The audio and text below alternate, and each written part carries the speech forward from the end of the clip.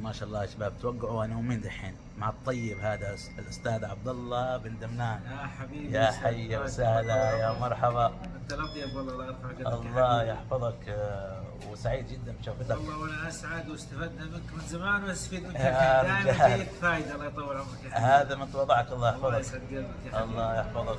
والاستاذ عبد الله طبعا شخصيه معروفه في المجالات الاعلام وكذا، ما شاء الله، ولا بيقصر مع اي حد يجي من طرفه.